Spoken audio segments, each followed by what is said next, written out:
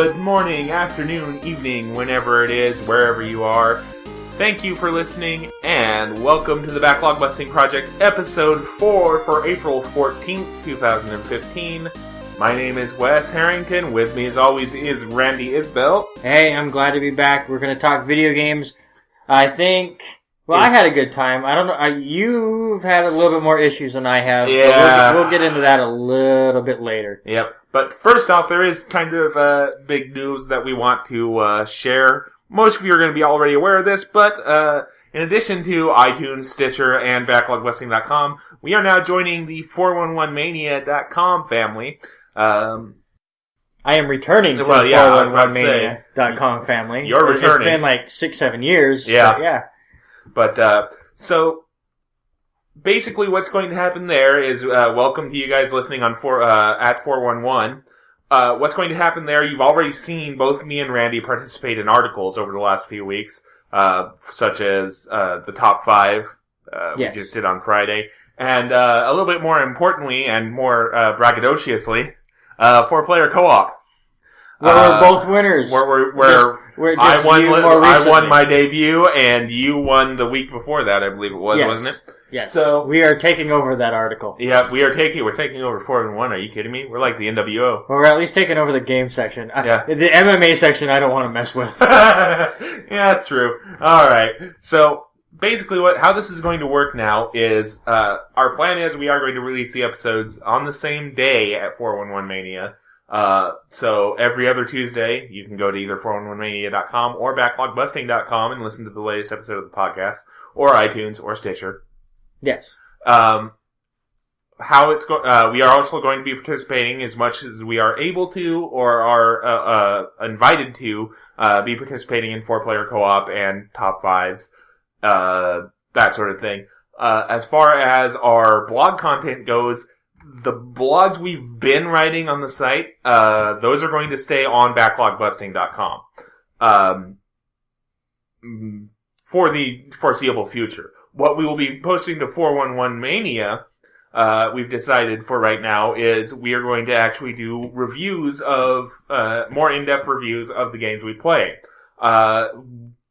So basically, what we're going to be putting on 411 is, if you don't think we really broke down the graphics of the games that we're talking about, or the sound design, or level design as much, because when we do things on here, like the reviews on this podcast, it definitely will stray away from like the technical sides of video games and more focus on the fun factor. Yeah. Which is more fun to talk about. Oh, yeah. So if you want more of the details, then definitely be checking out our articles. We don't have like dates set for when those will come out, but when we know, we will let you know through Twitter and Facebook and and the websites and all that. Twitter at Backlog Busting.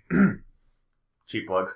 Anyway, the one thing I will note is, like Randy said, it's going to be when it's done on those reviews, and it's not going to be tied to the episode itself unless we have a sudden bolt of inspiration. Don't expect to see full-scale reviews for, say, Hydrophobia Prophecy, my game this episode, up on 411 for a bit, because I still gotta sit down and write that shit. But, and as you'll see when we get into that discussion, I'm going to be very loath to start typing that, because it's going to go into caps lock mode pretty quickly. Anyway, so that's the basic gist of things. We will be linking to our in-depth introductions again on the show notes for this episode, so click there, read those if you like.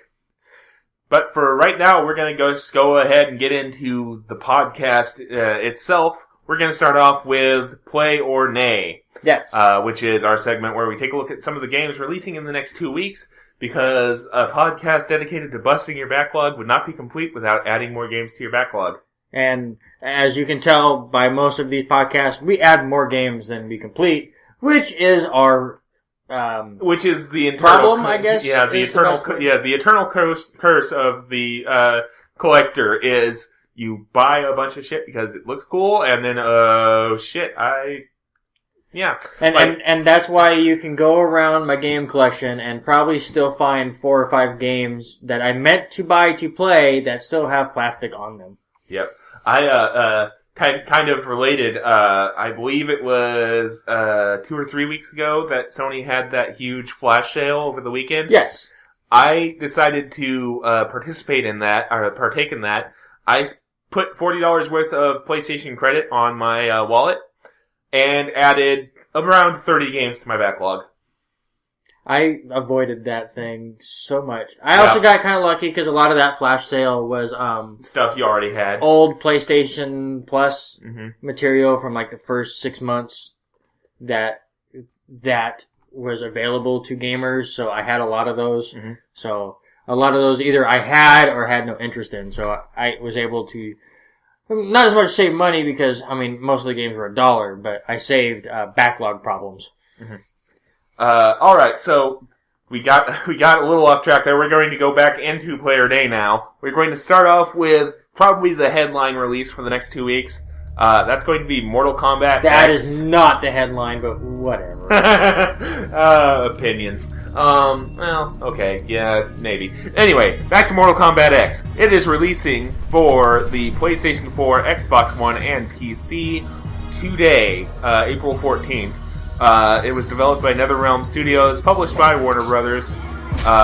There are current gen, or should I say last gen by this point? It's last gen. Yeah, PlayStation 3 and Xbox 360 versions have a release date scheduled in June. Really, on this one, it's kind of Mortal Kombat. You know it by now. If you're interested in it, you definitely know if you're going to be interested in it. For me, I'm actually going to go play on this because I haven't played a Mortal Kombat in a while. I used to like them. I like the last one I remember playing in any sort of regularity was, I believe it was Deception on the PS2.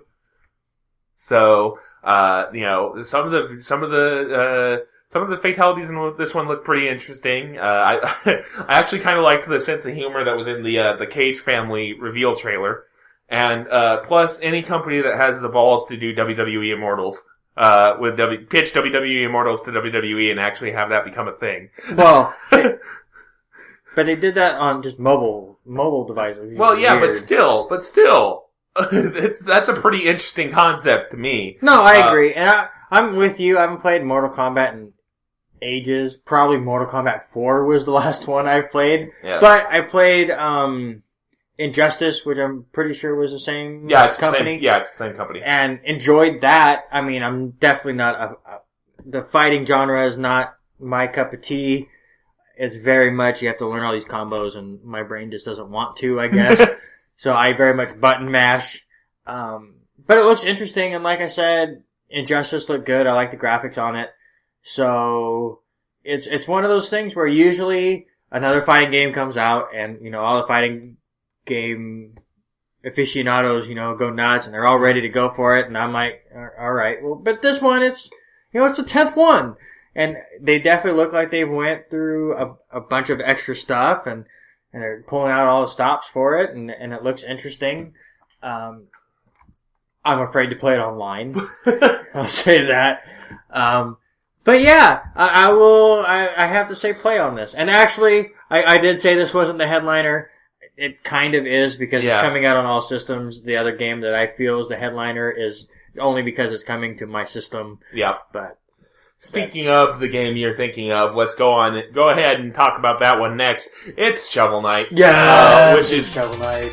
Which is coming out to the PlayStation family of systems, which would be PS4, PS3, and PS Vita. That would be on the 21st, developed by Yacht Club Games. Honestly, if you're listening to this podcast, you probably know the story behind this game already, but just to recap, this game was one of the primary Kickstart successes. Kind of came hot off the heels of stuff like Pillars of Eternity happening. It originally released for PC and 3DS, I believe. Were the two it originally launched on? And then I think the Wii U got one? Yep. I'll note to future me, go look that up with the correct information in the show notes. Anyway, this, I believe, is also going to include the first Plague Knight expansion is going to be coming out for this as well around the same time, as free DLC, so that'll be amazing. This game is basically a callback to kind of the old school games of yore.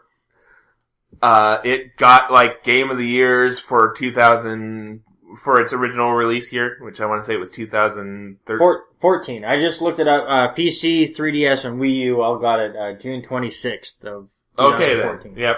That feels like it was longer ago. Well, it's because that's all people talked about when this game came out.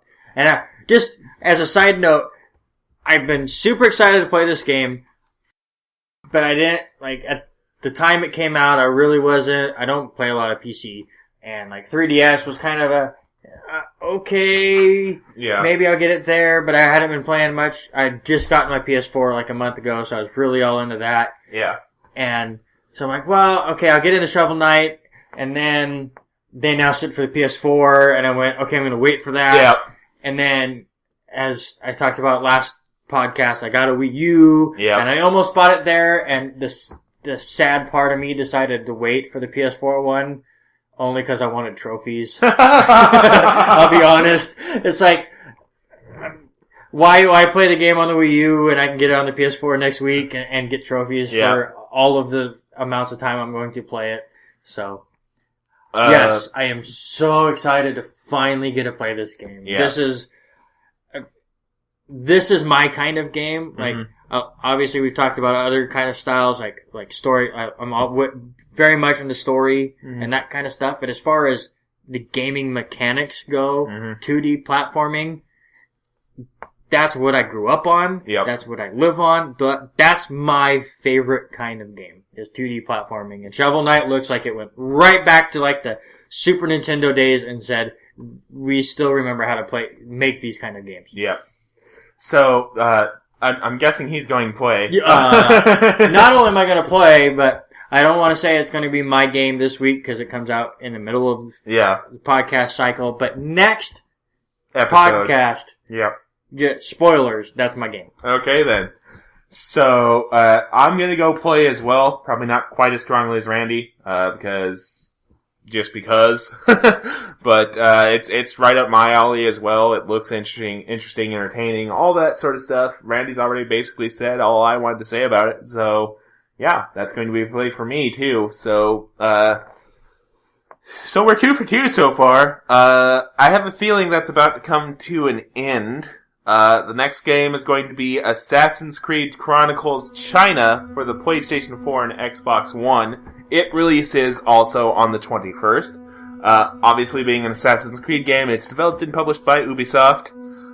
This game is interesting because, first off, it's going to be free if you have the Season Pass for Assassin's Creed Unity. It's going to be $10 otherwise. And it's actually the first game in a trilogy of side-scrolling platformers in the Assassin's Creed universe. Which is something that I did not know I thought would be interesting until they announced it. Yeah, and then I still wasn't sure until I watched it. Yeah. And, okay, Ubisoft, I know you don't do things correctly, okay? I am going to help you out on this. This game needs to be released on the Vita. The graphics look like it's a Vita game. The controls work perfectly for a Vita game. You make this a Vita game, I will buy it for $10. Wow. It will be a play for me if it was on the Vita. But it's not on the Vita. Yeah. I can't... It would be interesting on the PS4 or the PC or Xbox One or whatever. It looks like an interesting game. I like that they're taking, their known item and making it something completely different. Yeah. I love that they're going out on a limb with that kind of stuff. Put it on a handheld. Yeah. This is definitely a handheld game. It looks like a handheld game. Make it a handheld game, Ubisoft. I'm going to kind of cut in now that you've stopped talking. Yeah. But go right ahead. a lot of people are probably listening to this and going, "Well, why not do remote play?" I'm going to refer those people back to the speed test that I posted in the top 5 RPG, in the 4PC, 4-player co-op.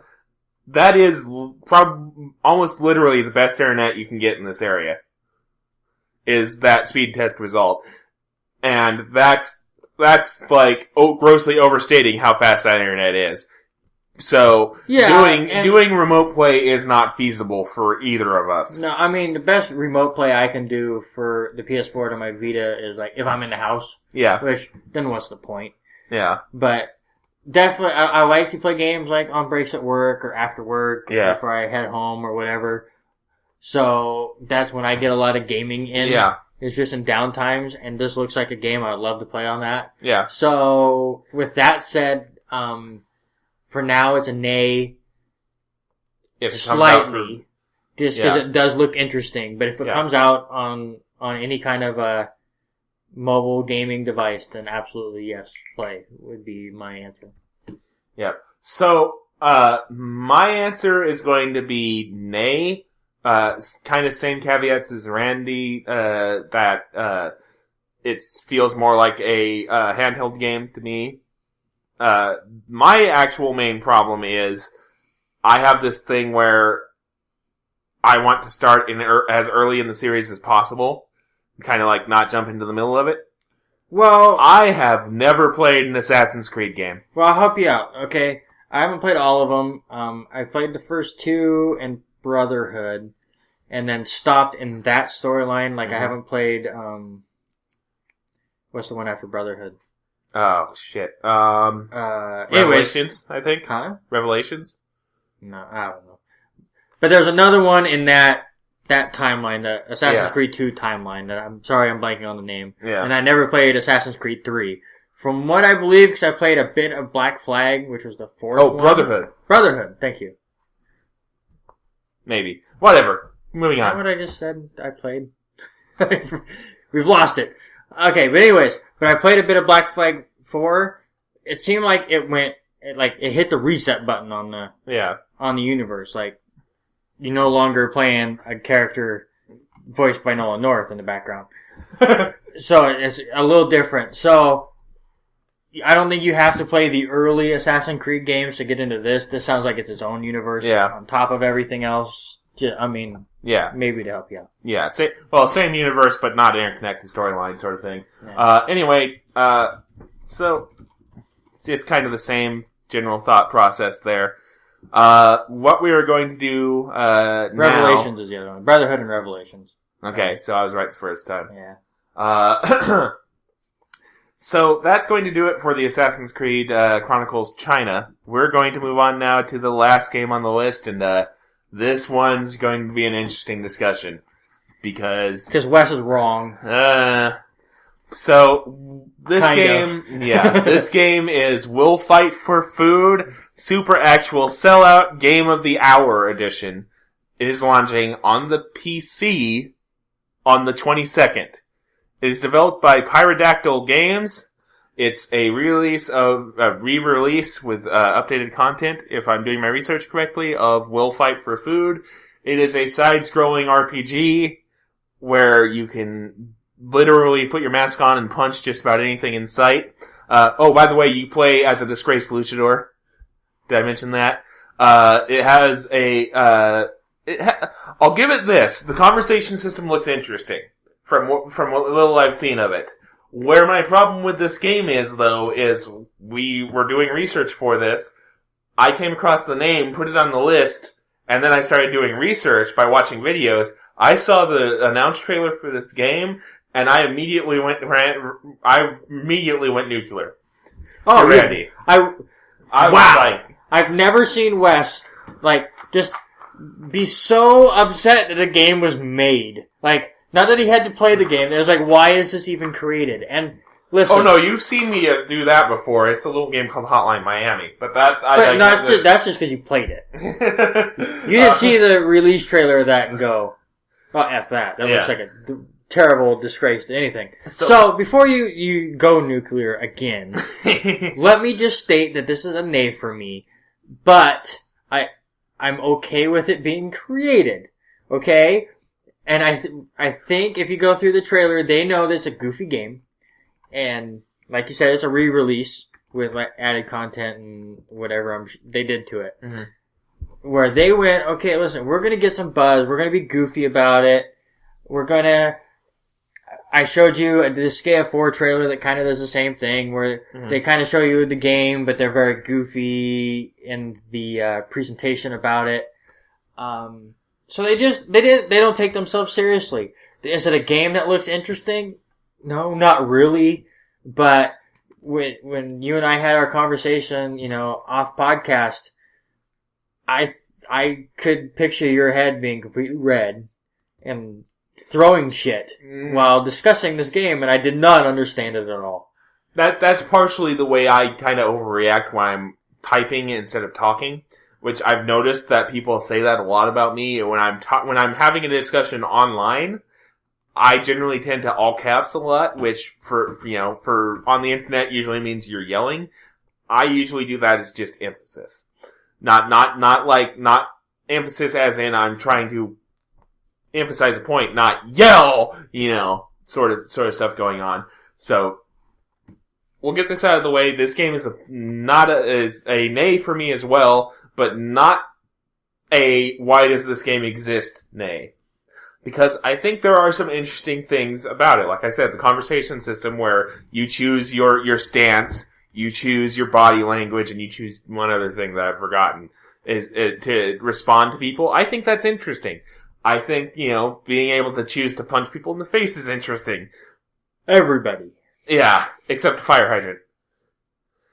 So, before I continue, I'm going to go ahead and link the trailer we're talking about in the show notes. Go watch that, form your own opinion, and come back, to this discussion. Hit pause, whatever you want to do. My problem was that I felt the trailer was going way too hard, way too fast on, being wacky. The problem I have with that is that I felt it crossed kind of an invisible line of, the Disgaea 4 trailer, for example.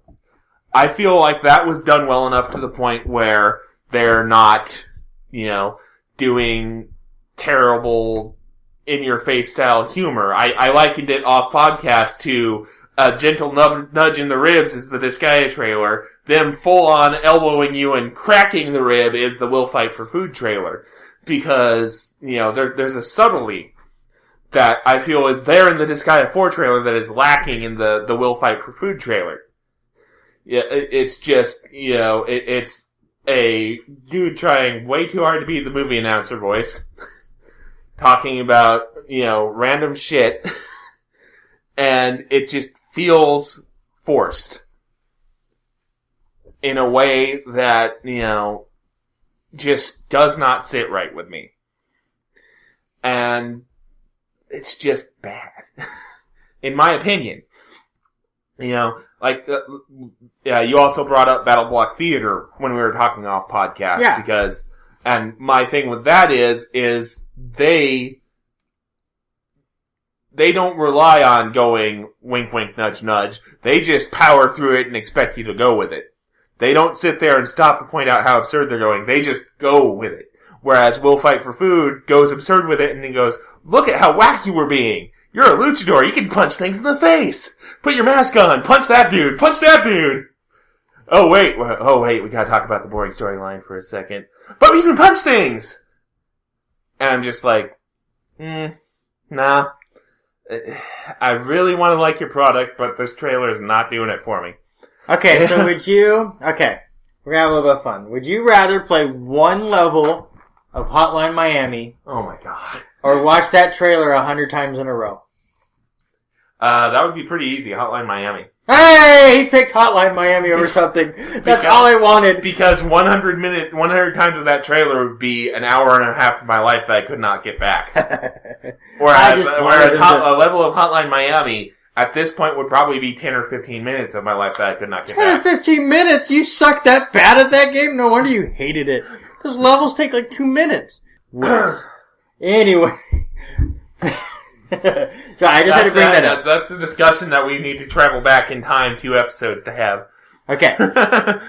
Alright, so let's do a little bit of house cleaning real quick. 2 weeks ago on our podcast, I was supposed to play Conquer. I didn't quite finish it. Mm-hmm. My goal was to beat it this time. Yep. How you doing on that, buddy? Well, the show kind of got in the way. I played a lot of baseball.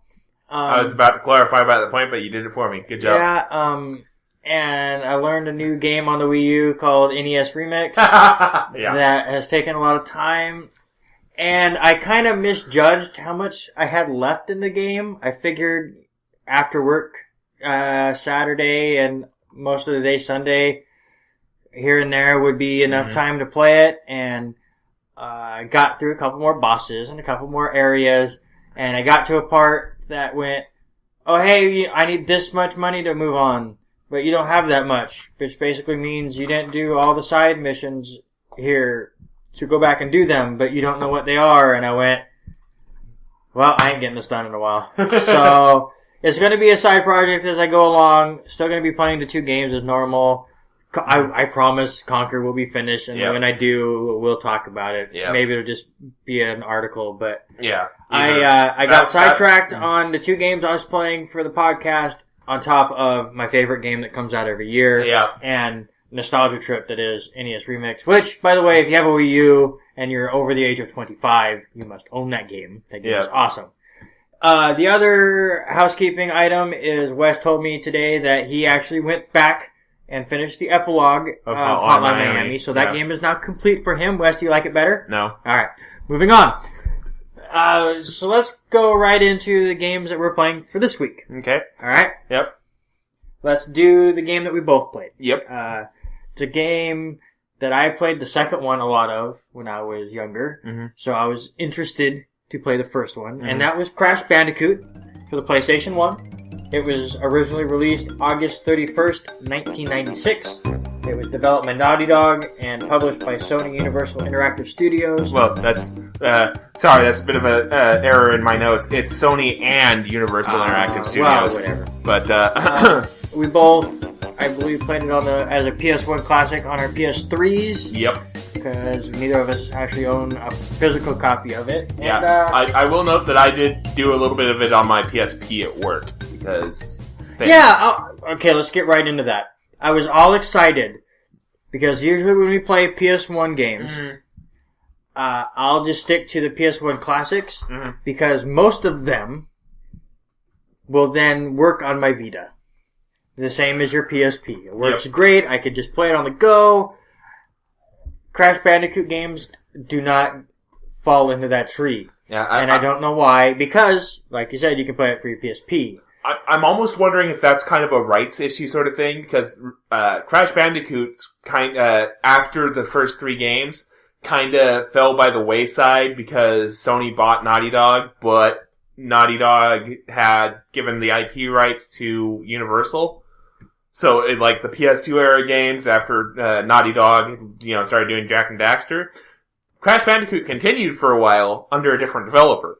Yeah, I have a couple of those. Yeah. So, I'm wondering maybe if it was like an IP, intellectual property slap fight that prevented it from being cleared for the Vita. It's weird that they would clear it for the PS3 and they would clear it for the PSP, but when the Vita came out, no. So it was weird. I mean, it was disappointing because then I couldn't. It's definitely one of those games, smaller levels. Well, some of them are smaller, and so I was really excited to play it on the Vita, and I couldn't. So yeah. All right. So as far as the game goes, yeah. What did you think? Let's just gameplay first. Okay. It's a fairly bog standard platformer, especially for the time. The one difference I saw is it's still kind of on rails, so to speak. So I'd almost call it a 2.5D platformer almost, because you're a little bit restricted in where you can go, as opposed to say Mario 64, where you have this freedom to run around, sort of thing going on. I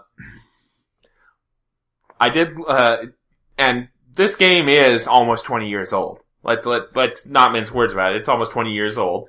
But it's still, I feel it still holds up pretty well in the actual gameplay part of it. There are a few technical things that, I don't think either of us like too much. For example, the save system. Oh. Which, you cannot save your game to the memory card, unless you either find a gem, which is usually done by perfect clearing a stage by hitting all the boxes, or getting into the bonus round. And those are the only 2 times you can save. Randy does not like this. I'm not a fan of it either, but I'm kind of tempering it with, I feel like it was just how things were done at the time. Because back at the time, especially for the CD-based PlayStation that just barely was trying to make memory cards a thing, people were like, okay, how often do we need to save? I mean, hell, the game still has a password system. The password system is fine. Just give it to you every time you finish a level. Well, yeah. And here's the other thing. Alright? Yes, the only way you can get through it is bonus stages, or getting every single box, which most of the levels, the only way you can get every single box is to get the special gem later on in the game, which then opens up an extra area of that level that you can get them. So most likely, the only time you get a save is every 3rd or 4th level that has a bonus stage. If you die in said bonus stage, which will happen if you're trying to get all of the boxes, you can't then go back and try to get back to that same bonus stage. So you have to play another 3 or 4 levels before you have another opportunity to save. And if you are like me and are playing this game after your son goes to bed and it's 11 o'clock and I only want to play a couple of levels, and now I get on a level that's difficult, and I go and I finally beat it, and I get to the next one, and that's difficult, and I just want to save and go to bed, and I finally get to a bonus stage, and I slip off a box, I either lose my progress in a couple difficult levels, or I have to trek on and play some more, and at that point, I'm not playing it to have fun, I'm playing it just to get through it. Which is disappointing, because I enjoyed this game. I grew up, I played Crash Bandicoot 2 a lot, which most of my issues with Crash Bandicoot 1 are unfair, because obviously games in a series improve. Yeah. And I knew this was going to be that way. So there are many times where I went to go do a move that is available in Crash 2, but wasn't in the first game. So I tried to temper my feelings for that kind of stuff. But the save system is just so broken, and you can't say it's a product of the time. We had this discussion earlier. Super Mario 64 saved after every level. It auto-saved after every level. No, it gave you a choice. Well, it always brought it up. Every time. You didn't have to then go to a place and save. Every time you beat a level, it said, do you want to save? And if you didn't say yes, then you're weird. Because why wouldn't you want to save that you beat a level? Well, how is that I don't know. It feels like it was just kind of the thing that was done at that time, but I'll admit, straight up, I did not play a lot of platformers in that era. I was an RPG guy because So how would you like that? You play an RPG that you could only save if you beat a bonus boss after beating a couple bosses, and they only show up every 3 hours. Okay, yeah, that would probably be very, very annoying. That's exactly what this is. You're saying a couple hours in Well, because an RPG is longer than this. And you have to beat said I feel like bonus boss. I feel like the proportions on this comparison are kind of off. That's fine. We'll take away the hours, but say every so often. Yeah. Every town you go into has a bonus boss. If you beat bonus boss, you can save. If you don't beat bonus boss in, say, a set amount of time or whatever, he goes away and you can't save for that entire town. Okay. I would probably find it a bit annoying. Yeah. Like I found this to be a bit annoying, but I'm just saying it wasn't as deal breaking for me as it seems to have been for you. You know? No, it wasn't deal breaking. It was just. Well, it made you no get sense. what I meant. You get what I mean, though. And I'm glad they fixed it in the second one. The second one, they have a save. You come out of the level, you go over to save, and there you go. Alright, so, this is kind of a random thought, and I know this is kind of ass backwards. I'll go ahead and put it, but anytime a boulder level happened where you're running towards the camera while a boulder is chasing you, I was sitting there and I could not help myself. I kept hearing Nathan Drake. Which makes sense. Naughty Dog. I'll give you that. Yeah, and honestly, that's the fact that those sequences are probably only in Uncharted because of how they were handled in Crash Bandicoot is just kind of, and plus being homages to Indiana Jones, since Uncharted is basically Indiana Jones, the video game series at this point. Yeah. But, just, it probably cost me more than a few deaths that I would hear Nathan Drake in my head and start laughing. Every single fucking time. Yeah. Okay, so I can kind of tell you when I get into the music, but before I get into that, I want to go back to kind of one of your first thoughts and kind of disagree. You kept saying it was a generic platformer. Listen, we have these discussions all the time. I hate part of it. That was just that era or that time and this and that. Mm-hmm. I don't excuse flaws for the era BS. But you have to give Crash credit because,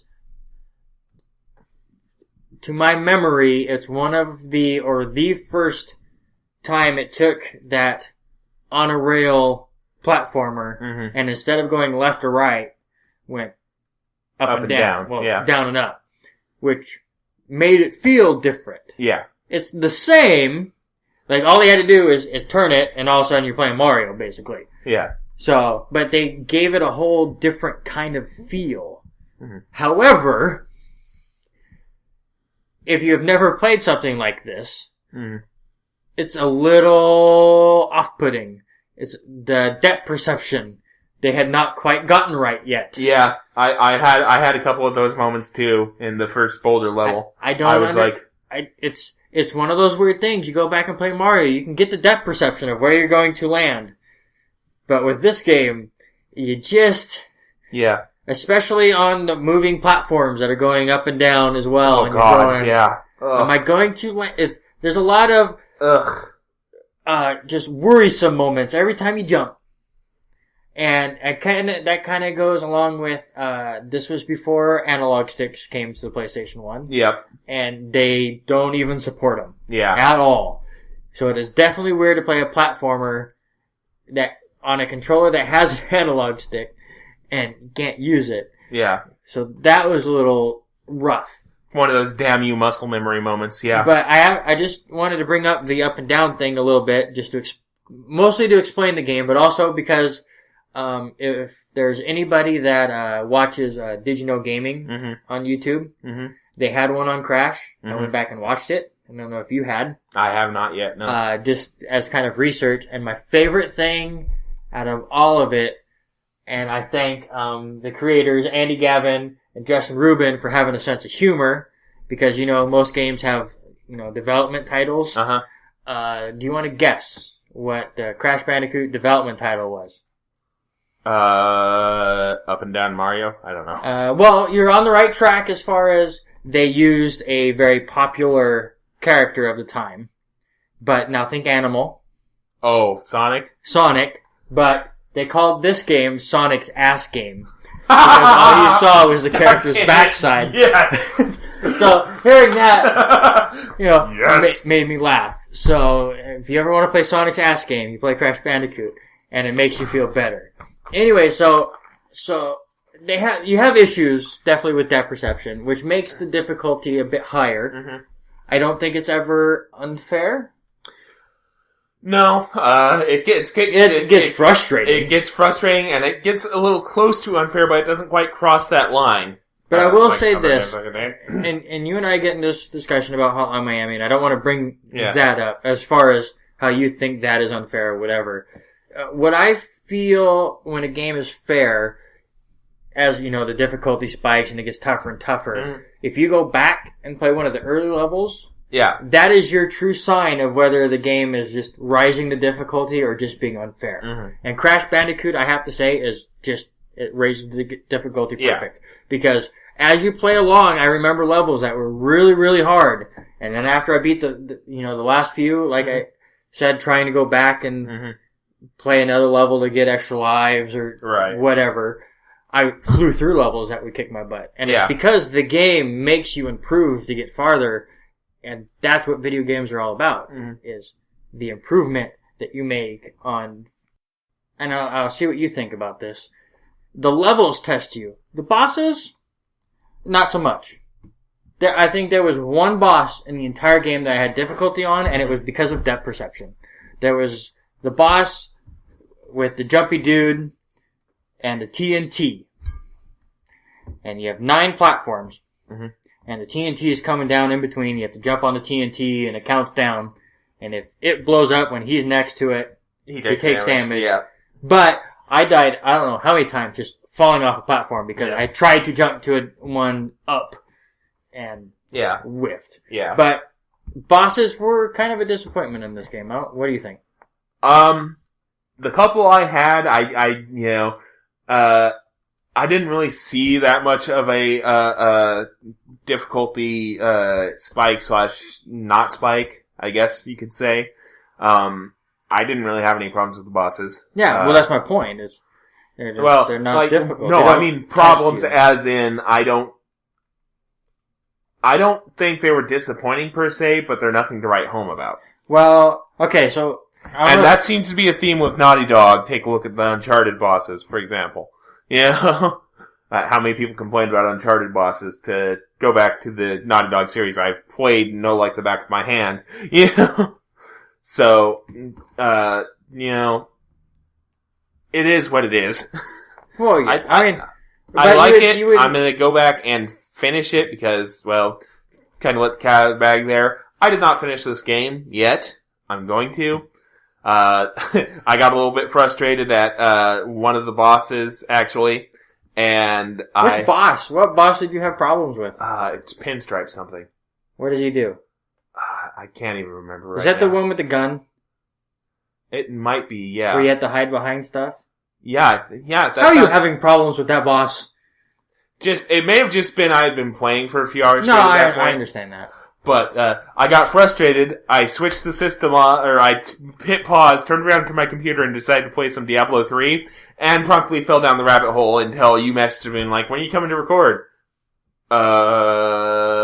Because it was earlier today, spoiler alert, earlier today. Yeah. So, okay, so we've talked a lot about gameplay. Real quick, the music's awesome. Oh yeah. It very much fits the themes. Yeah, it's got tropical island sort of thing. Savage Island. Yes, it's an early PlayStation game. It was one of the original PlayStation games. You only have like 4 themes in that entire game, which is a little disappointing because the themes are awesome. The level layouts are great. The music is awesome, but there's just not enough of them. I wish there were more, and I'm glad they did. In the second one, then the third one, and all of that. But as far as that goes, the first one's a little disappointing because there's only a few. Just because I wanted more. Right. But, graphics actually, to me, I mean, again... Yeah. When did this game come out? 96. Yep. They still hold up. It didn't look blocky. I mean, Crash kind of looked blocky. Well, because I think they were specifically trying to avoid that sort of stuff when they designed the game, because they realized that it was going to, that the graphics were not going to age well if they went for straight raw power. But, if you do research into the technical side of, Crash Bandicoot's development history, there's some pretty interesting stuff there. Like, they had to custom code all this stuff. And they were having difficulties getting this or that other thing to run, and just the amount of technical stuff they pulled off is pretty damn remarkable when you think about it. And I think that kind of sets the tone for Naughty Dog as a studio going forward from that point. Yes. Is they always try to push the software the hardware, to its limits. Like, if you go back and look at Jak and Daxter, that was a near launch game for the PS2, if I remember correctly. Yeah. And it still holds up. Very much so. To games that would release near the end of the PS2's life cycle. Go back to, Drake's Fortune. A little bit more of a difference because the PS3 was so notoriously difficult to develop for. But it still looks pretty damn good towards near the end of the generation. I think it only gets eclipsed by Drake's Deception and The Last of Us. Sort of thing. So, Naughty Dog has always been about that technical excellence, which is why I'm not all that worried about Thief's End yet. No. Because they will take the time to make sure that game is polished to a mere sheen. Okay. So, just real quick, a couple quick questions for you, Wes, and if you have any for me, shoot. Yeah. Had you played Crash 2 or any others? No. Okay. Now that you've played Crash 1, you haven't finished it yet, but after you finish Crash 1, are you interested in then continuing down the hole and playing Crash 2 and so on? At some point, probably not immediately though. No, I'm not saying that, but did this game catch your attention? Yeah, it did, and that's also partially, like I said, I realized there are a lot of gaps in my gaming history that really shouldn't be there. Like, I've always been more of an RPG kind of guy, so, I missed Crash, I missed most of the N64 era because I didn't have an N64, that sort of thing, where these are games that people, speak fondly of always, and I'm just like, haven't played it.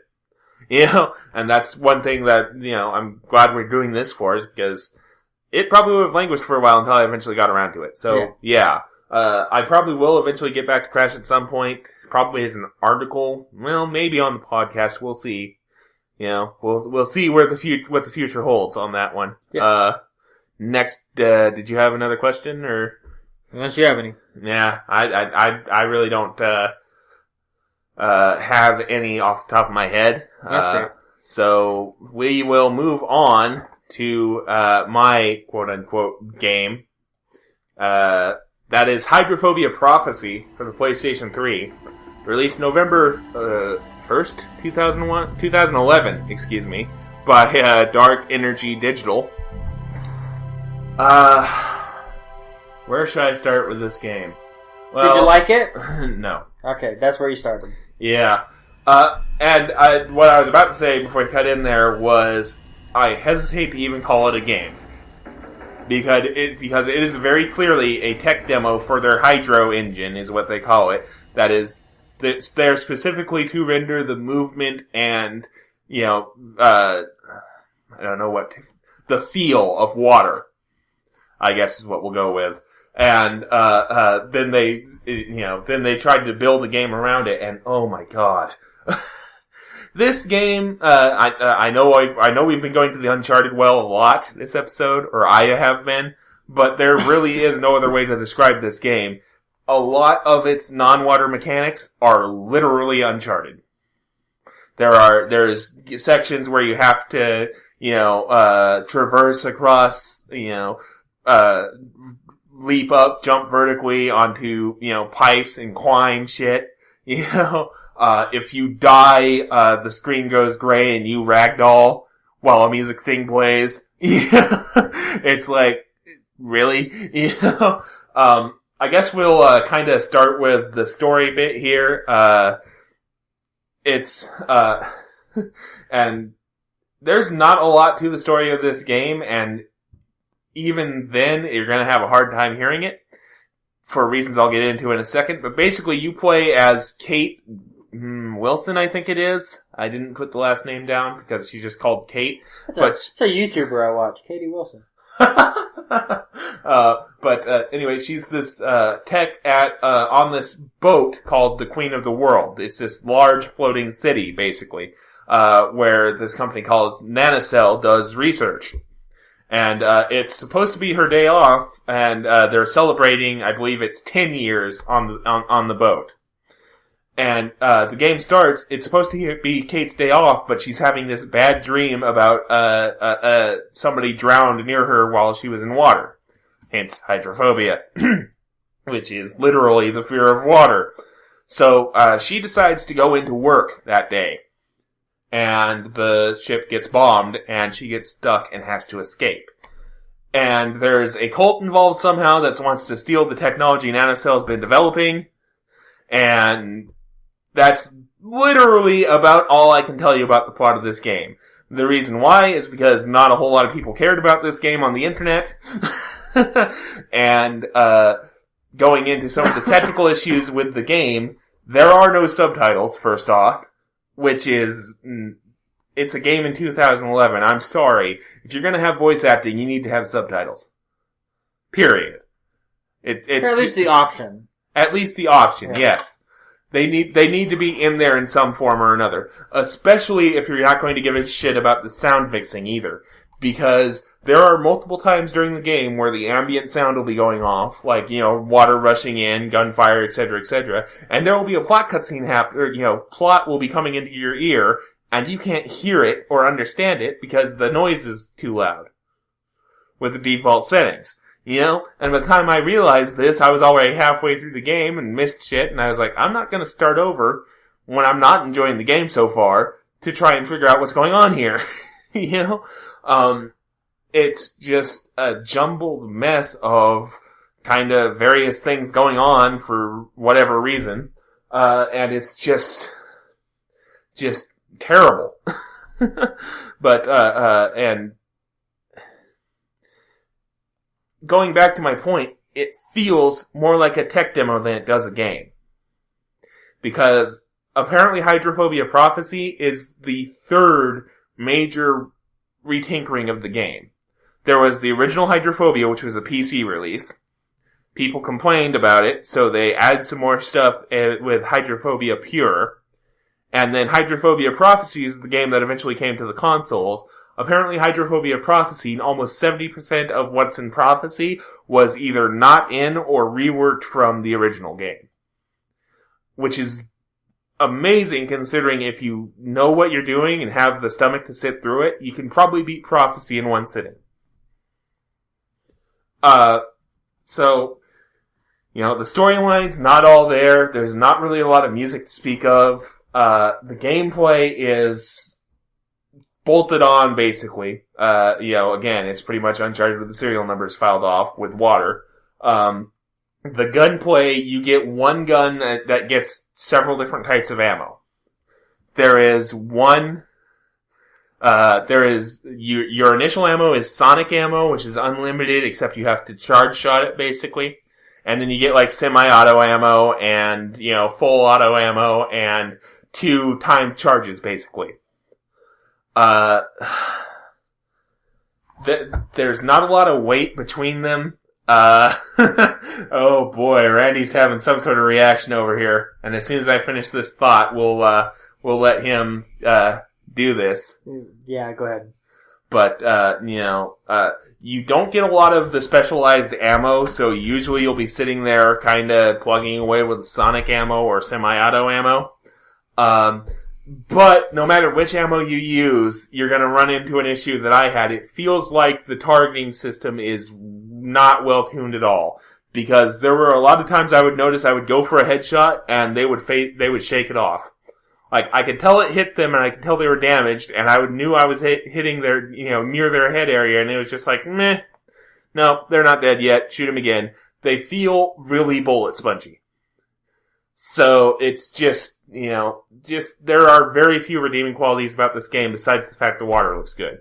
So, now that I've kind of said that piece, I'm gonna let Randy, say whatever is bothering him. No, it's not as much bother. It's just a really bad pun that hit my head. Oh, God. Before I get to that, so looking up stuff, it's really weird, I guess, is the most I can come up with. The reviews range from, oh my God, this game's the worst thing ever, to this game is great. I mean, hell, IGN gave it an 8 out of 10. Wow. So, wow. Like, 1UP gave it a C+, and Edge gave it a 3 out of 10. So, I mean, things range from really shitty to really good. Mm-hmm. Obviously, I can tell that you are ranging more towards the bottom end of the scale, yeah.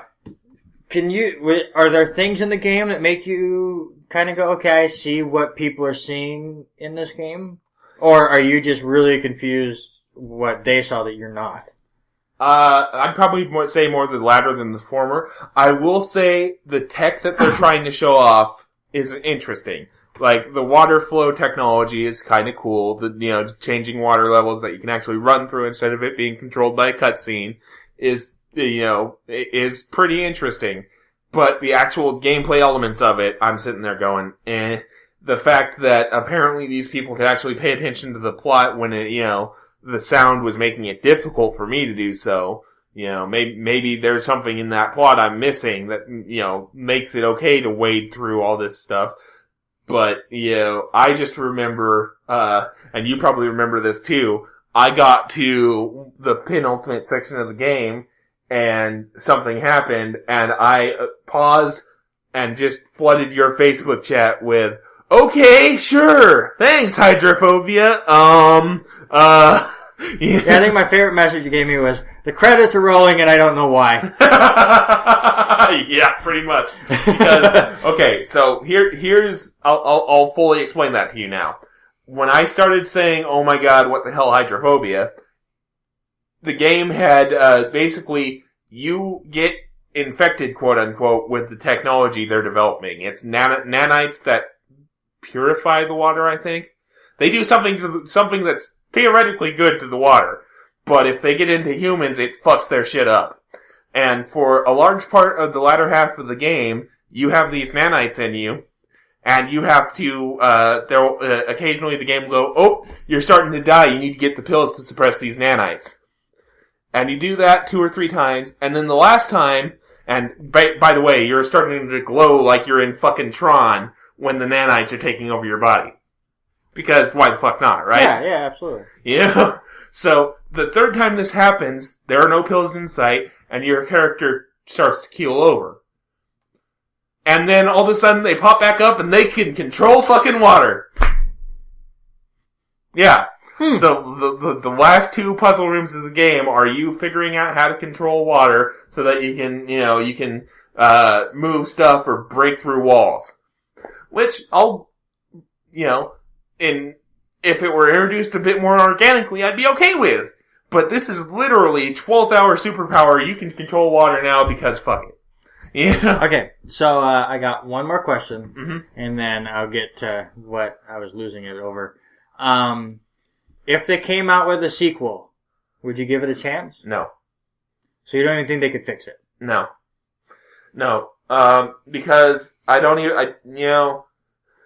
feel like they would make because now the sequel would necessarily have to be on the PS4 and the Xbox One. They would have to, upgrade their tools because, I feel like the original Hydra engine was designed for, the PCs and the PlayStations of the era, so to speak, if you get what I'm trying to say. They would have to go back in and retool the Hydro engine for the PlayStation 4 and the Xbox One. And I feel like they would do the same thing where they would focus so much on the engine and then leave the gameplay behind. Well, you just looked something up and I'm sitting there going, oh god, no. No, actually, I was seeing if there was one in the works, and it looks like it was canceled. Thank God. 2012. So yeah. I think they also agreed with you. Yeah. So before we move on to my game, just something that I don't know why it popped into my head. What did you call this game? A glorified tech demo? Well, other than that, it reminded you of... Uncharted. But in water. So I was like, why didn't they just call it Uncharted Waters? God damn it! Yeah. That's how my mind works. Would you have played it if it was Uncharted Waters, sir? No, probably not. Alright. Now we got that terrible pun. Like, just yikes. I'm just sitting there, and let me tell you how this game ends. Real quick. Go for it. Because we're gonna, because let's just say you don't want to move on. Alright, go ahead. Avoid this game like the plague, by the way.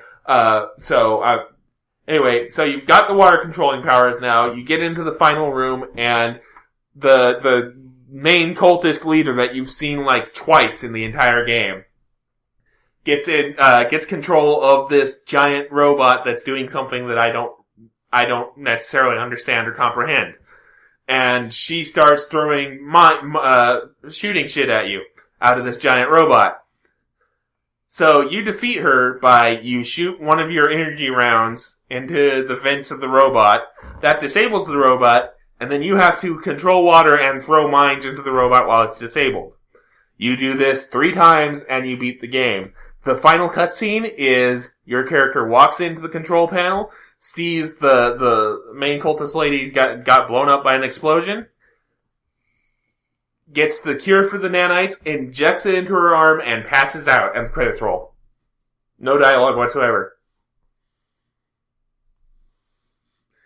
So imagine you'd done that after wading through bullshit, not comprehending half of the plot because the dialogue, the sound mixing is off, struggling through gameplay that's half-baked Uncharted at best, and the final cutscene is your character face-planting. All I can think of would make me want to put a needle in my arm.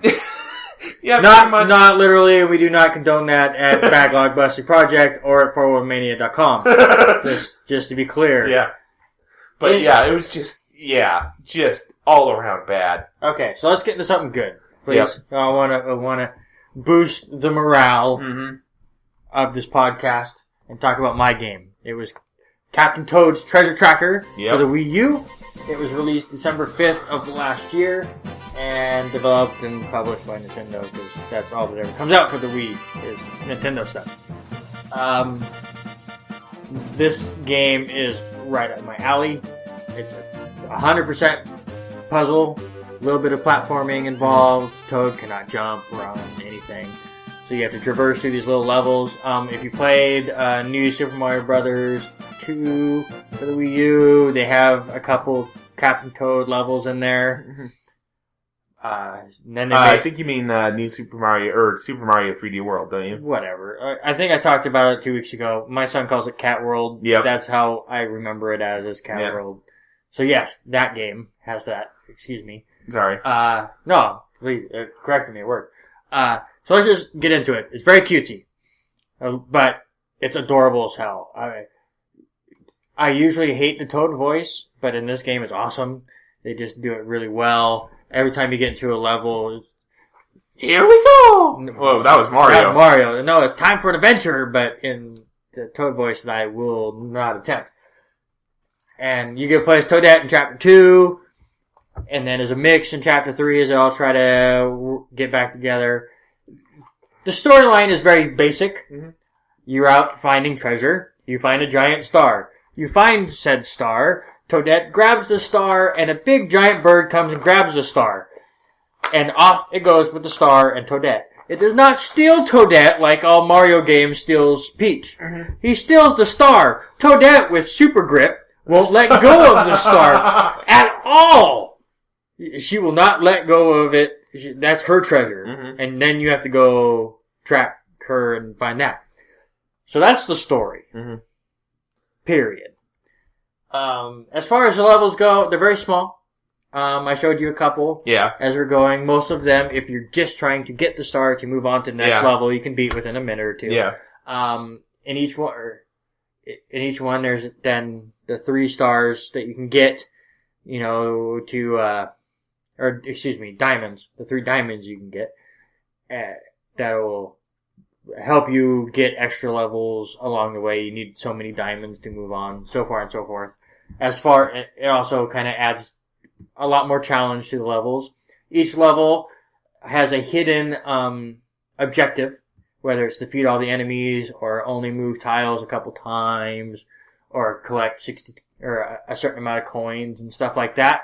But you don't get to know what that is until you finish the level, which actually was kind of fun. The girlfriend and I would sit and play it and try to figure out what the objective might be as we were doing it. So that was kind of fun. It's definitely, it's a really good game for backseat gaming. It really is. Because you can kind of work together on different things and it's that. Like I said, very small. The game is not very long at all. There's 3 chapters to it. I want to say there's 15 to 20 levels in each chapter. So a few hours of gameplay. But I think it's really well done. The puzzles, I mean, I showed you a few different kinds. Yep. It's not the same thing over and over. They really mix it up and throw a lot of different kind of gameplay aspects at you. And really, I mean, every level, I mean, not every level feels different, but they throw enough variety at you that they start to feel new again. So, yeah, I definitely love this game. If they ever came out with the second one, which I hope to do, I would definitely play it. It works really well with the gamepad as well. That's the other thing I didn't talk about, is every so often it turns into a rail gun shooter. You get into a minecart and you shoot what vegetables. Out of your minecart at enemies or coins and stuff like that. So it adds some stuff to it that uses the gamepad very well. So yeah, absolutely. I really enjoyed this game. Any questions? The one primary one I had, because you covered a lot of the stuff that I would have asked, is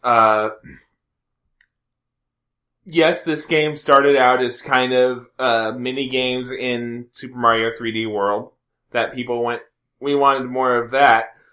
Do you think that this game deserved the physical release it got? Note that I said physical.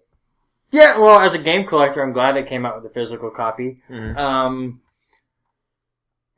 It's really close. I'm glad that...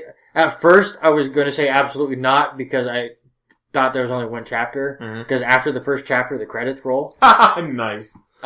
So I got done in an hour and went, that was it? Okay. I think I spent $30 on it and went, well, that was a waste. 3 chapters, and especially because the third one's a bit longer, and there's a bonus section that has a lot of extra things you can do as you go. Definitely pad the gameplay experience. So yeah, I think it's worth the physical copy. I can't remember if it was. I like I said, I'm pretty sure I got it for $30. I think I bought it used, so it might have been $40. New. That's a little high. That was kind of the distinction I was going for there. Sorry, I'll say this, especially since I'm pretty sure Plants vs. Zombies Garden Warfare was $20 when it was brand new. That's what this should have been, because I'm sorry, Plants vs. Zombies Garden Warfare was awesome and has a bunch to it, especially with multiplayer and stuff. So if it had like a $20 price tag, it would be a little bit more fair. But like I said, if they get a sequel in there and they add a few chapters and a few different kind of game modes to it, it could be a very successful game. But I enjoyed the puzzles in this game very much. Okay. So that sounds like kind of a nice little ringing endorsement there for that. Yes. I don't really have any other questions. Got what you were saying. Here's my endorsement. If you have a Wii U, go get Captain Toad. It's a great game. It's not a reason to buy a Wii U. Yeah. But if you have a Wii U, this should be one of the games in your collection. Yeah, I would, from what I've been seeing, the reason to buy the Wii U would be the game that Treasure Tracker spawned out of, which would be Super Mario 3D World. Yes, that game is awesome. Super Smash Brothers is awesome. I have not bought Mario Kart yet, but all I've heard is that thing is awesome. Yeah. You and I played Mario Party 10. That sucker's getting crazy mixed reviews. Yeah. I'm a little... Granted, I've only played like 2 or 3 games with you, but that's actually more towards the high end of the scale for me. I actually like it for the most part so far. Okay, if you're going in there to play it like the old school Mario Party games with the board games and stuff, you're not going to enjoy it. But you just goof around, play a couple mini games. The games are short. They're very concise, and they don't waste your time. Yeah. I guess is the way I'm trying to put it. And as a father of a 6-year-old, that's exactly what I need. Yeah. Because you get a lot of bang for your buck in that 20 minutes, and I don't have to worry about him getting bored in an hour. Yeah. While we're still have 8 turns left in the game. Yep. So, that's a good one. Like I said, NES Remix, I got way into. That game's awesome. So, Yeah, the Wii U actually, doesn't have a ton of games yet, but Yeah. I'm enjoying them. It's a system I'm glad I got. Yeah. So let's go ahead and move on real quick to the games that we'll be doing next time. In 2 weeks. Yep. Hopefully you'll finish Crash Bandicoot. Hopefully I'll finally finish Conquer. Don't hold me to it. Yeah. But let's add to it with the game that we're both going to play. Yeah. It's a game that I've played a couple times but never finished, unfortunately. And it's one I'm surprised that you've never played. Yeah. And I'm sorry, gamers, don't hate us, but it's Super Metroid for the Super Nintendo. Don't hate us. Don't hate me. Yeah, it's going to be that. I've heard of it. I hope you have heard of it. Yeah, I've heard of it. Yeah. Considered one of the top games of all time. Yeah, but I never owned it. I don't even remember renting it, so to speak. So anyway, yeah, we're gonna go ahead and dive into that. I don't own it, but Randy's gonna let me borrow it. Yes, and we'll kind of go off back and forth. So basically, essentially, this is going to be challenge mode. Each of us has to beat it in a week. Yes. So hopefully that happens. My game is going to be Quantum Conundrum for the PlayStation 3. I thought it was going to be Hydro Prophecy 2. Yeah. Yeah. That would be amazing. But if it doesn't exist. Hotline Miami 2. Nope. Not happening. Alright, so what was it? It's Quantum Conundrum for the PlayStation 3. This is a puzzle game made by one of the co-creators of Portal. If I remember correctly. Yeah. It's most notorious. I think a lot of PlayStation gamers are going to know it for something that's outside of the game's control. We'll save that for when we discuss the game 2 weeks from now. Okay. Suffice it to say, it's a puzzler from the Portal, one of the Portal people. And now you are going to be doing a game that is also going to tie into the discussion we're going to have afterwards. Yeah, the game I decided to play is because Sean brought it up in the 4-player co-op article with a new one possibly coming out. I will be playing Fire Emblem Awakening for the 3DS. Mm-hmm. I remember playing Fire Emblem for the GameCube. Mm-hmm. I forget what the subtitle for that one was. I think that was Path of Radiance. Yes, it was, and loved it and beat it. I actually have a DS game of it and never touched it. Probably should have played that one, but I bought Awakening and I'd played a few hours of it, and the reason for this podcast, it kind of just got put to the side because another game came out and it kind of got lost in the shuffle, yep. And it shouldn't have. I was enjoying it, so I'm going to bring that back out and play it, and I can thank Sean for hopefully a really fun game experience. Yep. So, speaking of Sean and 411 Mania and the articles we guested on over the last week, now we usually wrap up the show here on the Backlog Busting Project. I almost said backbug. What the hell does that mean? Anyway, usually we kind of go around, gather a few stories from the internets and discuss them. The last couple of times we've kind of gone a little off track on that just because, we were starting to get in with 411 and do that stuff. And this week's going to be no different. We're going to sit here and talk about the 2 articles we participated on in the last week. We are going to start with the 4-player co-op that we won. I won. We won! Make me a part of the win! We won it, Wes. We won. Thank you. 2-time winner here. I won by myself, and then I won it with Wes. Yep. So, since we have a streak of me going inside baseball, I'm gonna take the opportunity again to publicly apologize to Sean for making him have to yell at me for how long some of my answers originally were. Yeah, you wrote books. Yeah. You wrote a blog for every question. Yeah, I think if you put all of my original answers back to back, I had almost the length of the finished article that ended up being 4-player co-op. But anyway, so I managed to get it concise down, and I think that may have contributed to my win because I knew the logic behind my paragraph. But not to say so the other guys didn't. But moving on, question 1 was about Lorne Lanning, creator of the Oddworld series, basically saying that he thought capitalism was not only killing games but killing the world in general.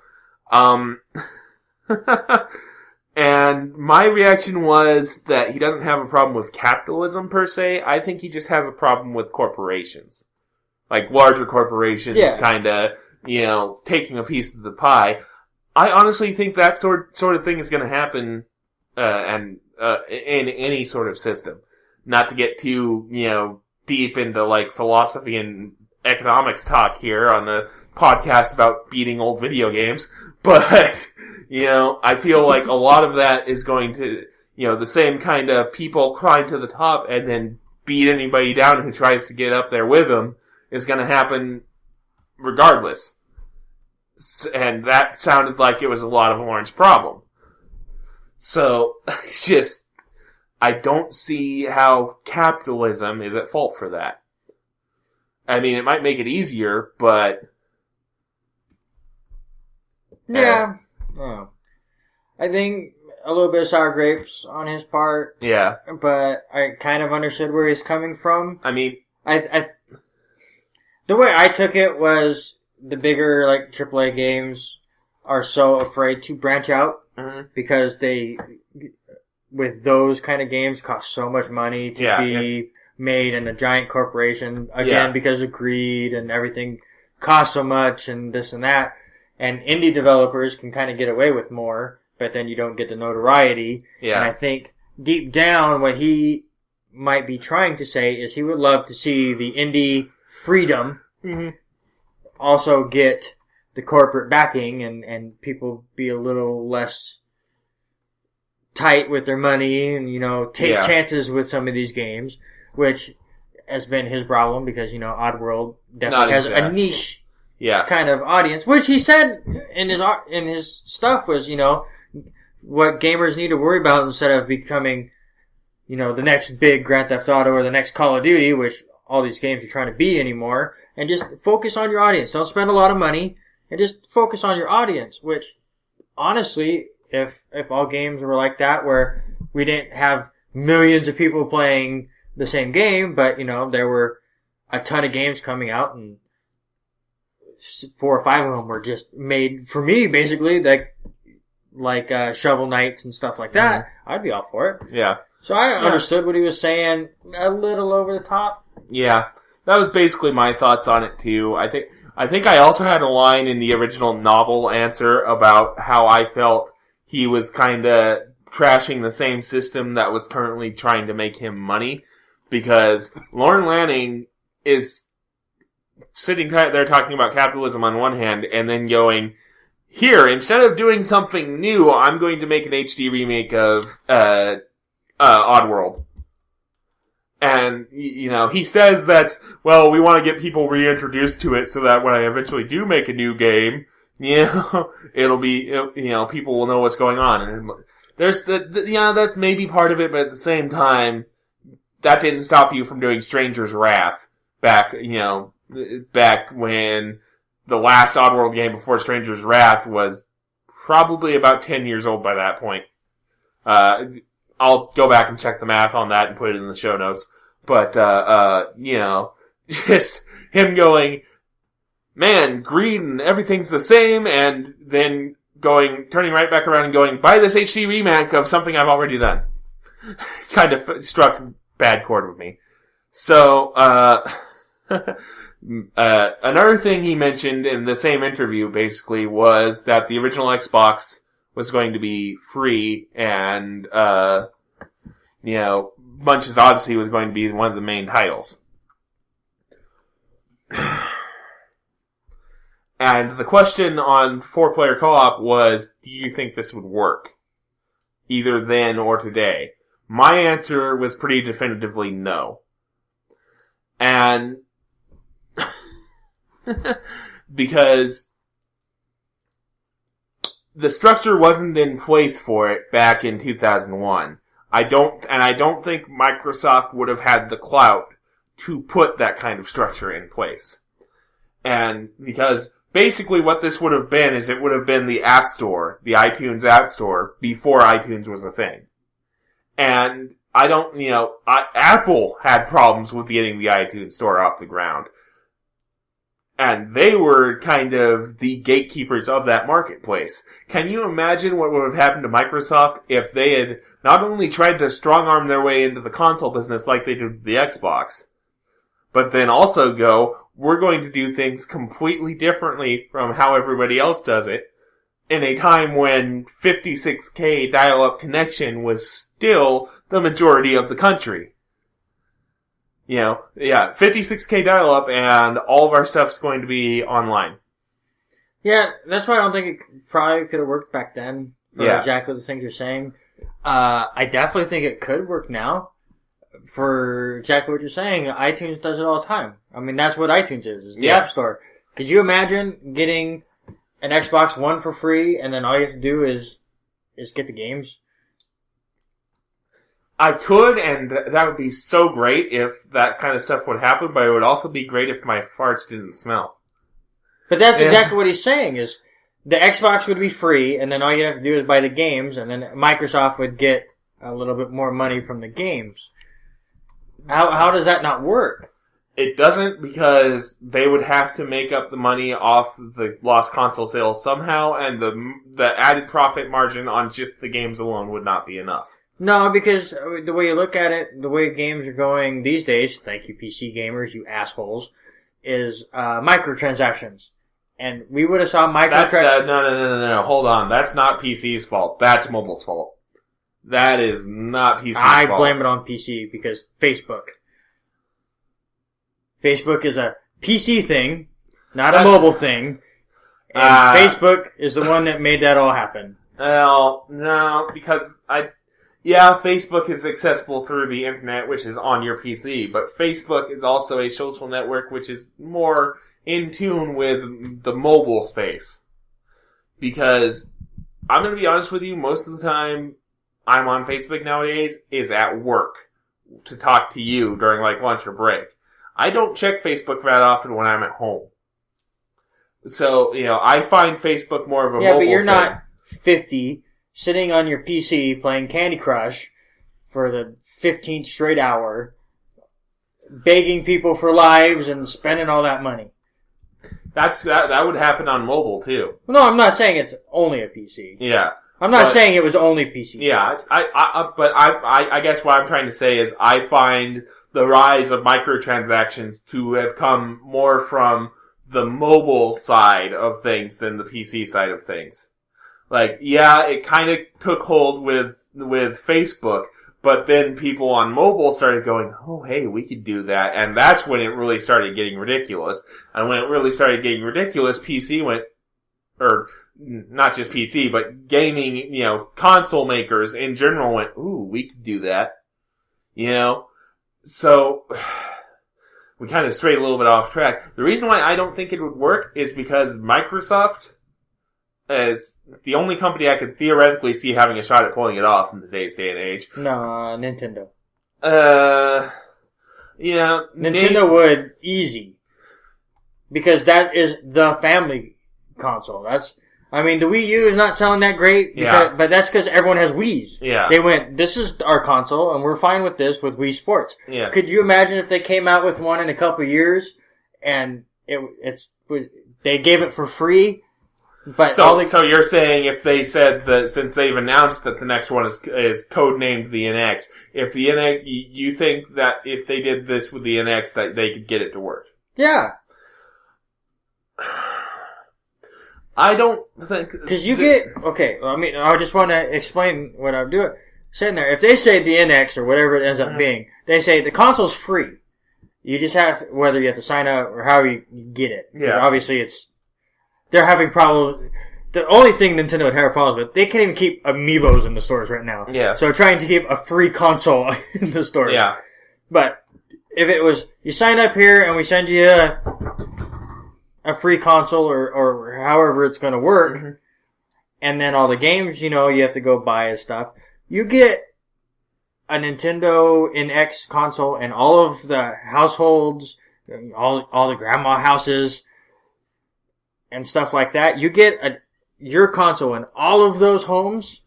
If they just buy a game, you're better than Sony and Microsoft. Because all the grandmas would just get it. They wouldn't have to go out. All the grandmas and parents and stuff out there going, I don't want to spend $400 for a console, would then go, okay, I'll get the console for free, and not realize that these $40, $50, $60 I'm buying at a pop will then fix the $400 I would have spent before, and you're getting your system out there in way more households. So you don't have to sell as many games because more people would be buying them, and the words are lost, but if more people are out there, if you have more customers on a console, I think it would work. The main problem is if we're talking physical release, physical discs still, a large part of the cost of physical discs is the production costs. They still wouldn't be getting very much profit margin on that. No, and I don't think they would have situation. to. I don't think they would have to on the next one. I think, because isn't that where most people are saying gaming is going these days, or soon, is getting rid of physical copy stuff? Well, yeah, but there's part of the reason why I don't think Nintendo would be able to do it, because Nintendo is constantly at least 5 years behind the other two on online capabilities. So they are perfectly in line right now to be exactly what the App Store was 5 years ago. You make my head hurt. Because it works! I just don't see... and this is why Nintendo would work and the other two wouldn't. Nintendo is very much first-party games. Most of the games that are popular for them are games that they make. Mm-hmm. So again, instead of getting your console out in the 3 million markets, you get it to 10 million markets. And all of the games that come out are your games. Wouldn't you rather 10 million people have a chance to get your game instead of 3? Yeah, possibly, but their infrastructure just isn't there. I just feel like they would find some way to muck it up with like frame codes or whatever. I'm not saying but that is where you would want to do it. That's the family one. Yeah. I'm not saying the people that run Nintendo could make it work. Yeah. But if you're going to make it work, that's the company to do it with. Yeah. With Mario. You send Mario to all the grandmas. If you ask any grandma if they know video games, they say Nintendo. Yeah. Right? Probably. Yeah. Probably. So, again, we kind of steered off track from the... No, we're still on track. I'm talking about how would this work. Well, it would work. I kind of wanted to get back to recap the point. Microsoft would be the one I would see as doing it. Like, it's on paper, yeah, Nintendo might be able to make it work, but I don't see them doing it. It is the point I made in the article. Whereas I could see Microsoft doing it, and if Microsoft does it, we're in deep shit. Because, they would take every single opportunity they could to stuff it full of ads, hyper microtransactions, stuff, shit like, pay 99 cents to respawn now, sort of shit like that. Yeah. And, that's just dark days ahead, and would I love to see, the way you have Nintendo doing it? Yes. Do I think it would happen? No.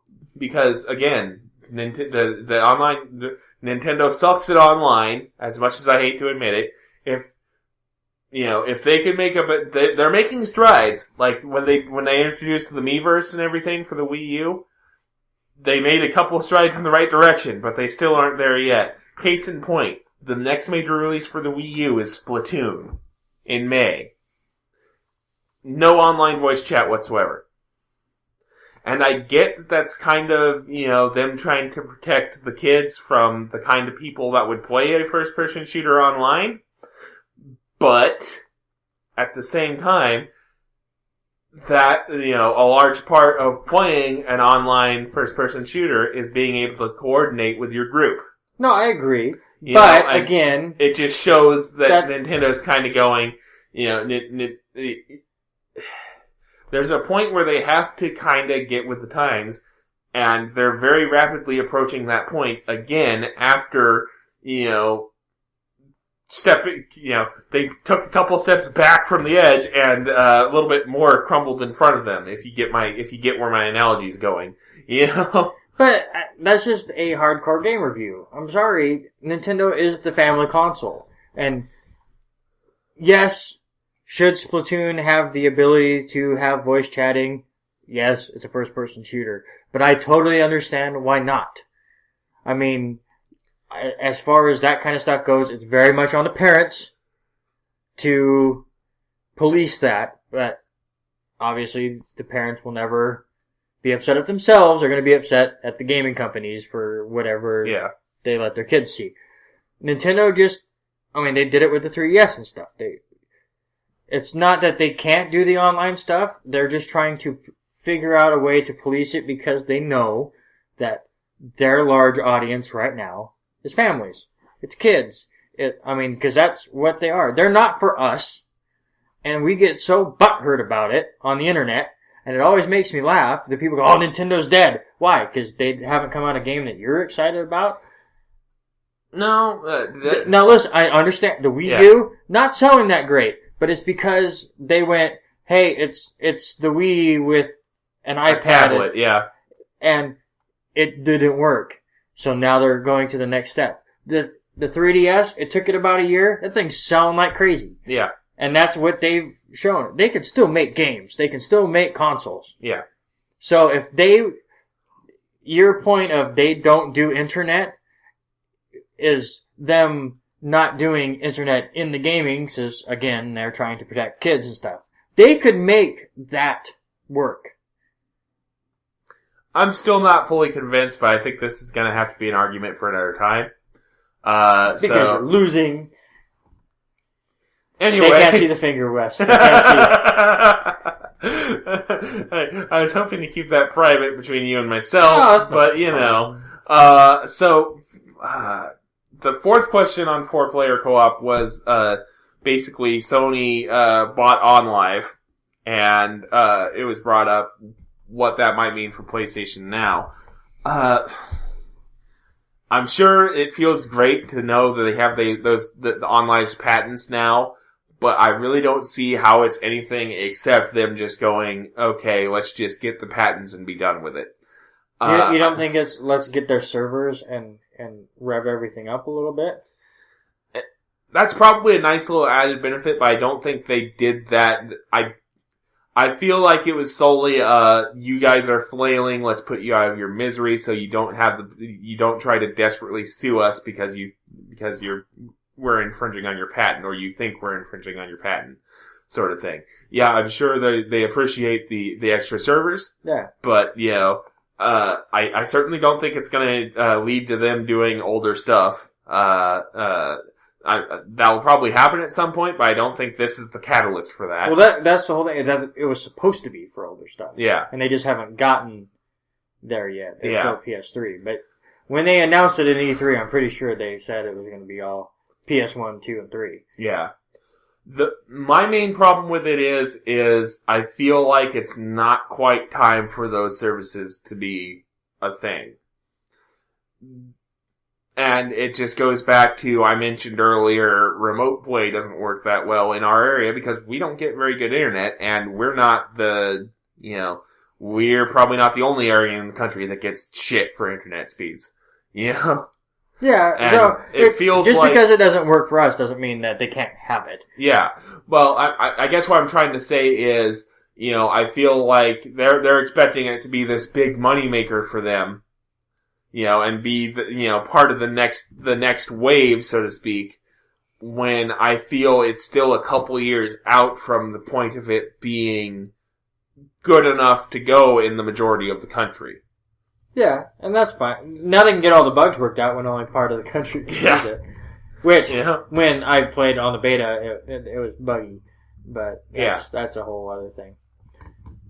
So, That's, that was that article. Do you want to talk about our RPG article before we head out? Yeah, I think that is your world. RPGs are your thing. Yeah, the one main thing I wanted to say here, and I went to the comments and basically had a one-liner about it, is I am ashamed at myself and everybody who participated in that article that none of us thought about the music. I did. I thought about it. It was my number 6. I told you when we were discussing what we were going to talk about today, when I do the top 5s, when Sean asked me to, well, he asks me all the time, but they usually, scheduling messes up, and I can only do it every so often. But when I'm able to do a top 5, when he asks, usually I'll come up and just start writing things down. Mm-hmm. Where usually it's games, and I'll just sit there for a day and just write things out and whatever. And I ended up with like 8 or 9 different things for RPGs, and then kind of came out with my top 5, and music ended up being my 6th. Because music is awesome, but it was like, when I came down to it, I was more thinking of gameplay, and so I left the music out. And then when I look back at my article, 2 and 3 kind of could have been combined, and I could have fit music in. It was a very good point by him. Music in RPGs are usually awesome. So I too am sad. I didn't realize none of us were going to bring it up. I mean, there's only 3 of us that did it, but anything that surprised you on the list?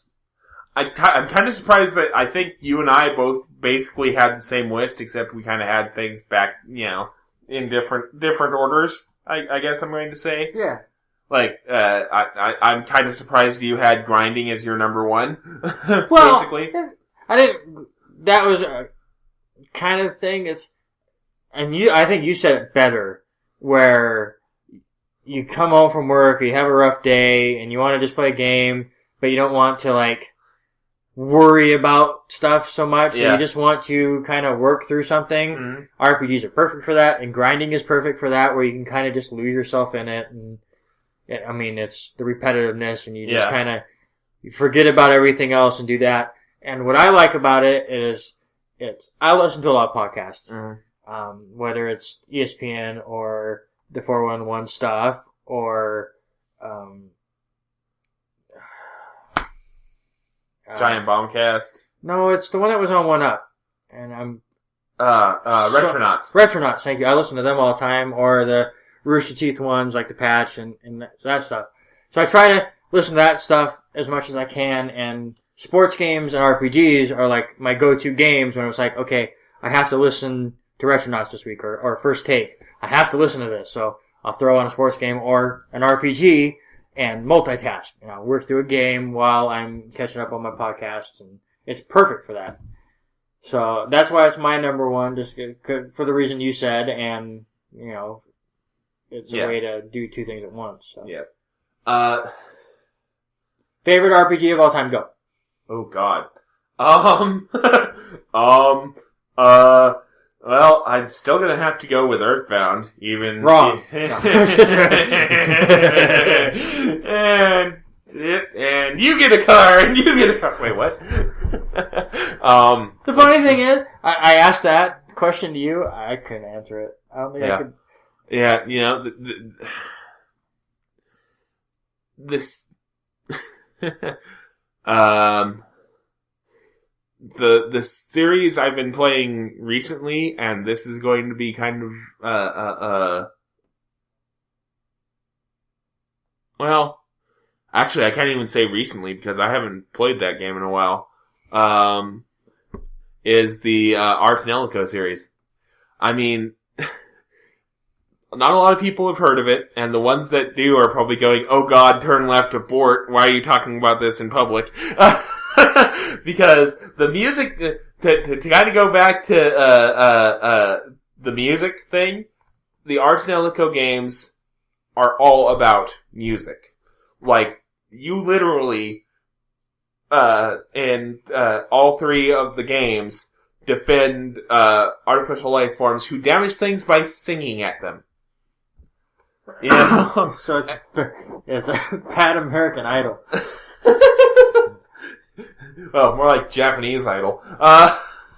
but actually more like made-up language that is a creole of several different real languages, idle, because they're all done in their own conlang. But you know, the music and the gameplay is good, but some of the characters and side plots get a little what's the delicate way to put this? Japanese. Really? Whoa! Whoa! like Randy does not condone the wordage of Wes. I pull myself away from any. I'm honestly regretting that I even brought this series up at this point. Moving on. I'm honestly almost want to tell future me to just cut that I said that. No, it's fine, Wes. You won't get yelled at. Nobody emails us, but whatever. Well, they will now. But hey, we'll get our second comment ever. Yeah. Yay, Wes. Yeah. Okay. So, we got a lot coming the next couple weeks. Obviously, are we doing Plan A? I think we can ring a more Player Day segment out of the stuff coming out this period. So, we're going to have more Player Day on Thursday on backlogbusting.com. And next week, we have our blogs. I don't know if either of us know anything yet. Nope. Me neither. Who knows? Stay tuned. Yeah. Me another appearance on 4PC or Top 5 for one or both of us. We'll find out. Sean hasn't talked to me about either yet. We'll find out. Yep. As well as maybe our first review or two on the site. Yep. You never know. As well as, in 2 weeks, we'll come back, talk about Super Metroid and Fire Emblem and Quantum Conundrum and maybe a little Conquer and Crash Bandicoot thrown in on the side. Yep. And maybe I won't be able to hold myself back, and I'll talk about Shovel Knight.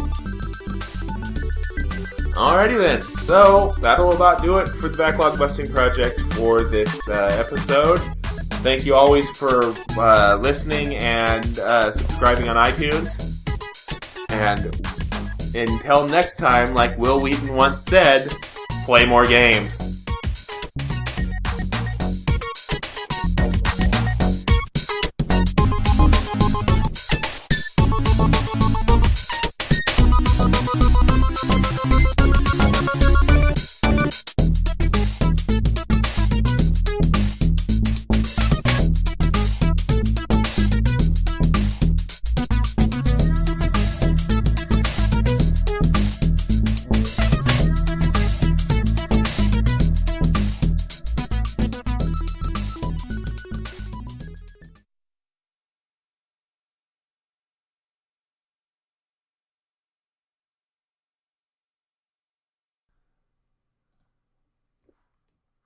God damn it!